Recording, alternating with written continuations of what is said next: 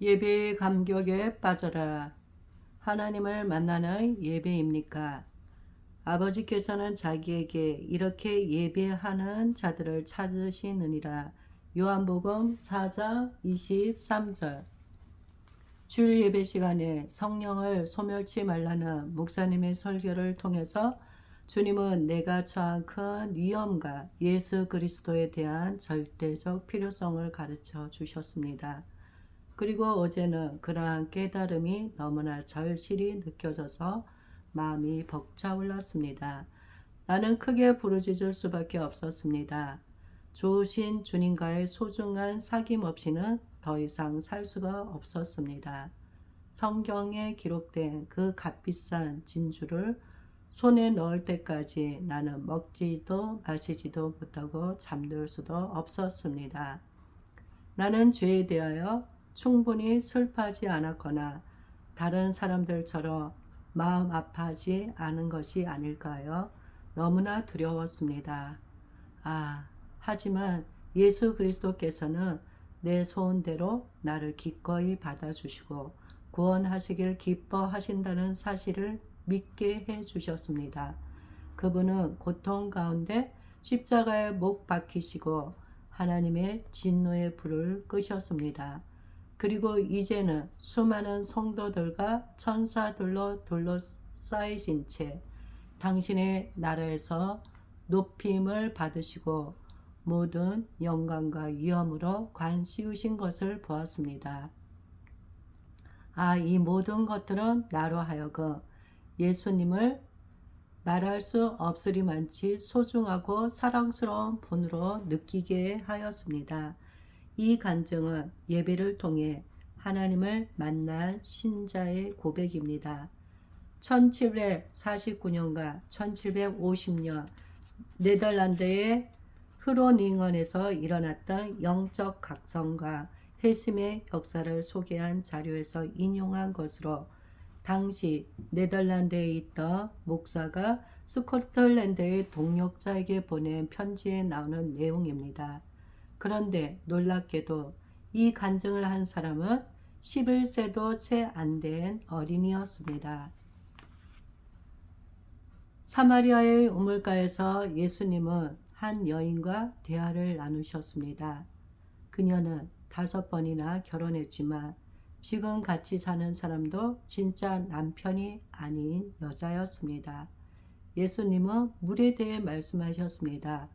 그 우물의 물을 마시는 사람은 다시 목마르겠지만 당신이 주시는 물을 마시면 영원히 목마르지 아니할 것이라고 하셨습니다. 이는 공고하게 살아가던 이 여인에게 영생하도록 솟아나는 샘물을 주고자 하심이었습니다. 여인은 그런 물을 원했습니다. 이렇게 물을 기르러 오기 싫었기 때문입니다.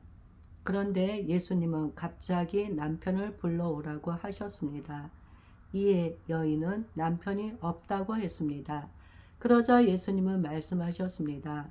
예수께서 이르시되 내가 남편이 없다는 말이 옳도다. 너에게 남편 5이 있었고 지금 있는 자도 내 남편이 아니니 내 말이 참되도다. 여인은 예수님이 범상한 인물이 아니심을 깨달았습니다. 여자가 이르되 주여 내가 보니 선지자로소이다. 그러고 나서 여인은 뜬금없이 예배드리는 장소에 대해 물었습니다. 그렇게 사연 많은 삶을 살아왔지만 하나님을 향한 목마름이 있었던 것 같습니다. 여인의 질문에 예수님은 답하셨습니다. 물로 시작된 대화는 예배라는 주제로 이어졌습니다. 이를 통해 예수님은 영원한 생명과 예배의 관계를 보여주셨습니다. 아버지께 참되게 예배하는 자들은 영과 진리로 예배할 때가 오나니 곧 이때라. 아버지께서는 자기에게 이렇게 예배하는 자들을 찾으시느니라. 신앙의 중심에는 하나님을 향한 사랑과 경배가 있습니다.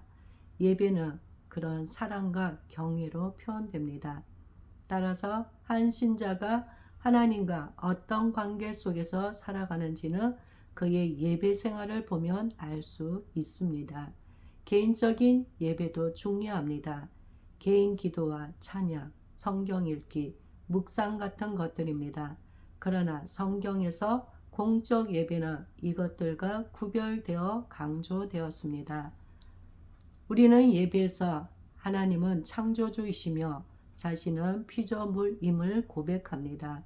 그리스도의 은혜를 구하며 절대적 의존을 고백합니다. 오직 그분을 경배함으로써 행복해질 수 있다는 사실을 마음에 새깁니다. 하나님의 백성들은 예배하는 일에 열심을 품었습니다. 이스라엘 역사를 보십시오. 하나님은 예배하는 자들에게 나타나시고 말씀하셨습니다. 우리가 모여서 하나님을 경배하는 것은 편의의 문제가 아닙니다. 하나님이 친히 명하신 것입니다.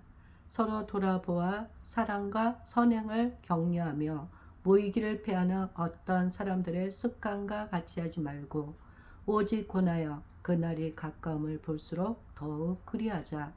이 말씀은 이미 초대교회 때부터 공적 예배를 기피하는 사람들이 있었음을 보여줍니다. 그러나 시대가 어두울수록 참된 신앙을 가진 사람들은 함께 모여 예배합니다. 소수라 할지라도 모이기를 힘썼습니다. 모이는 것을 소중하게 여겼습니다. 한 마음으로 은혜의 보좌 앞으로 나아갔습니다. 예배를 통해 영혼의 유익을 얻었습니다. 믿음을 따라 살아야 할 본분을 자각했습니다. 믿음을 따라 살 용기와 능력을 얻었습니다.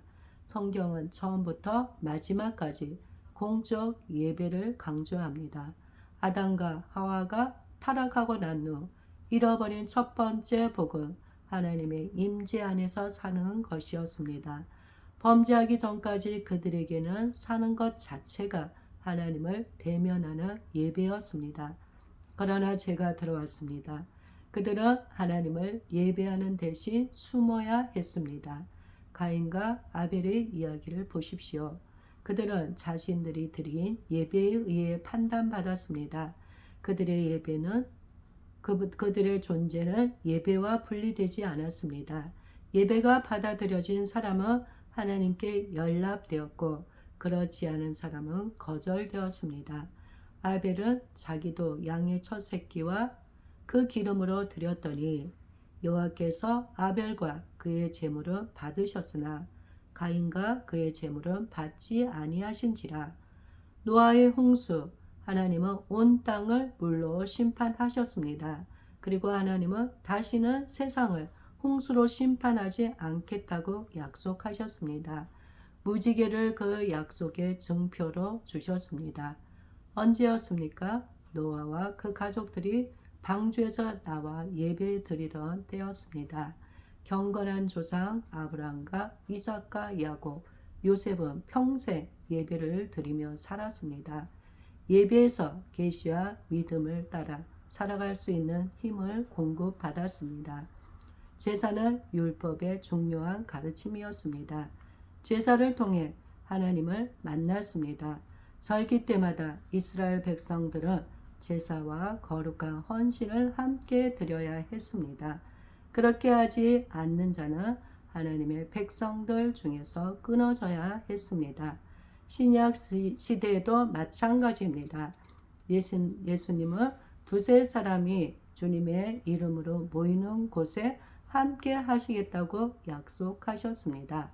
그들이 주님의 이름으로 모여서 무슨 일 하길 기대하셨을까요? 오순절 성령 강림 사건이 있었습니다. 제자들은 복음의 의미를 깨닫게 되었습니다. 교회는 진리를 외치는 설교자를 갖게 되었고 복음이 울려 퍼진 곳에는 예배 공동체가 만들어졌습니다. 그들은 온갖 위협과 대적들로 둘러싸인 채 섬겼습니다. 예배를 통해 하나님을 만났습니다. 거룩한 능력을 공급받았습니다. 예배는 하나님께 대한 의무입니다. 이 의무를 다하지 않는 것은 하나님을 함부로 여기는 것입니다. 데이비드 클락스는 공적 예배의 중요성에 대해 다음과 같이 말했습니다.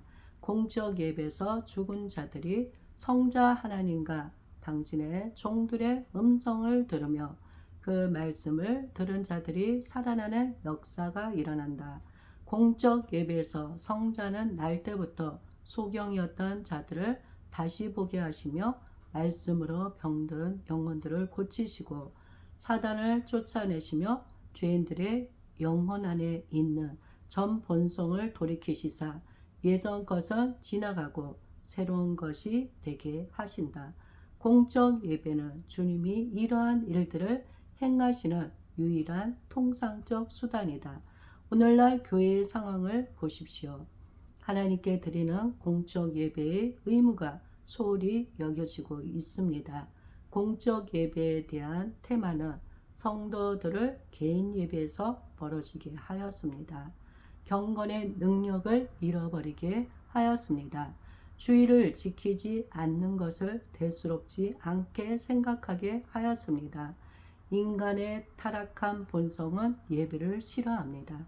그것은 신자도 마찬가지입니다. 하나님을 사랑하지 않는 사람에게 예배는 지겨운 것입니다. 은혜 생활에서 멀어지며 주일 예배에 결석할 수도 있다고 생각합니다. 그러나 예배의 의무를 태만히 하는 것은 하나님을 하찮게 여기는 것입니다. 하나님을 막보는 것입니다. 성경은 하나님이 은혜 주시면 예배드리라, 성령의 감동을 받으며 기도하라 라고 하지 않습니다.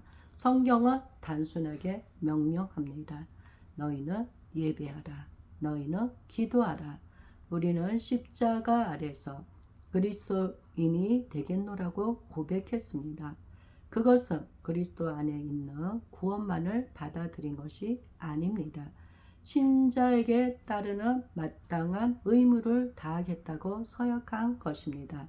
그리고 거기에는 예배의 의무가 포함되어 있습니다. 그것은 하나님 앞에서의 서약입니다. 은혜에서 멀어졌다는 것이 예배에 참석하지 않는 태만을 정당화하지는 못합니다. 가슴에 깊이 새겨야 할 단어는 의무입니다. 하나님의 자녀로서 믿고 살아야 할 의무가 있음을 명심해야 합니다. 하나님과의 언약을 기억해야 합니다. 의무를 행하면서 자신의 마음도 그 의무를 따르도록 해야 합니다. 그것이 신실한 것입니다. 마음이 따라오지 않으며 얼마든지 의무를 버릴 수 있다고 생각합니까? 그렇게 생각한다면 배교적인 무율법주의자가 되는 것입니다. 우리의 마음이 얼마나 잘 흔들립니까? 마음을 신뢰하지 말아야 합니다. 매일 겸손하게 은혜를 구해야 할 이유가 여기 있습니다. 형식이 무너지며 내용이 생겨나는 것이 아닙니다. 내용마저 없어져 버릴 수 있습니다. 율법적인 의무감만으로 예배에 참석하지 말아야 합니다. 그렇지만 예배할 마음이 부족해도 예배의 자리로 나아가 용서와 은혜를 구해야 합니다. 이는 성도의 의무입니다. 이 시대의 풍조를 본받지 마십시오. 공적 예배에 대해 느슨한 태도를 가지고 있는 다수를 따르지 마십시오. 하나님이 기뻐하시지 않습니다. 하나님을 경배하기를 힘쓰십시오. 하나님께 영광 돌리기 위해 영혼의 유익을 위해 공적 예배에 참여하기를 힘쓰십시오. 예배에 참석하지 못하는 것에 대해서 목회자의 이해를 구하려고 애쓰지 마십시오. 하나님 앞에서 행해야 할 의무에 대해 생각하십시오. 잊지 마십시오. 예배의 의무를 게을리하는 것은 신앙 고백을 거스르는 것입니다. 하나님의 살아계심을 은근히 부인하는 것이며 자신이 구원받은 자임을 인정하기를 주저하는 것입니다. 왜냐하면 예배의 의무를 게을리하는 것은 하나님 경배하기를 싫어하는 것이기 때문입니다. 공적 예배에 참여하는 것은 하나님에 대한 우리의 의무인 동시에 영적 유익을 위한 특권입니다. 주일을 지키도록 신앙의 법을 제정하셨습니다. 주일은 지친 육체가 쉼을 얻고 영원히 은혜로 채워지는 날입니다. 죄악된 세상을 이길 수 있는 능력을 공급받는 날입니다. 공적 예배를 통해 말씀을 깨닫고 권능을 받습니다. 오늘날 누룩처럼 번져가는 예배에 대한 태만을 보십시오. 사소한 이유로 주의를 지키지 않습니다. 예배의 의무를 소홀히 하고 있습니다. 등록한 교인들의 수에 비하면 비참할 정도로 적은 수의 사람들만 예배에 참석하고 있습니다. 이러다가 20년 후에는 텅 빈 교회당이 되지 않을까요? 거룩한 주일 사람들은 도대체 예배 드려야 할 그 시간에 어디에서 무엇을 하고 있는 것일까요? 무엇을 하느라고 그리고 바쁜 시간을 보내고 있는 것일까요? 예배 시간까지 아끼며 살아서 무엇을 얻으려는 것일까요? 그것들이 정말 그렇게 가치 있는 것일까요? 주의를 거룩히 지키십시오. 힘을 다해 공적 예배에 참석하십시오. 시간의 여유가 생기면 예배를 잘 드리겠노라고 말하지 마십시오. 평생 쫓기듯이 살다가 죽는 것이 인생입니다. 마음을 들여 예배하십시오. 예배를 통해 주시는 은혜를 공급받으십시오. 예배에 참석하기를 게을리할수록 영적으로 손해를 입을 것입니다. 영혼은 생기를 잃어버릴 것이며 지혜를 향한 마음의 갈망도 사라질 것입니다. 예배 참석을 게을리하는 사람이 은혜 충만하기를 사모할 수 없습니다. 예배에 참석하는 것에 만족하지 마십시오. 그 예배가 참된 예배가 되기를 간구하십시오. 어떤 예배에서든 예배 참석을 게을리하는 사람은 신앙의 의무를 소홀히 하는 것입니다.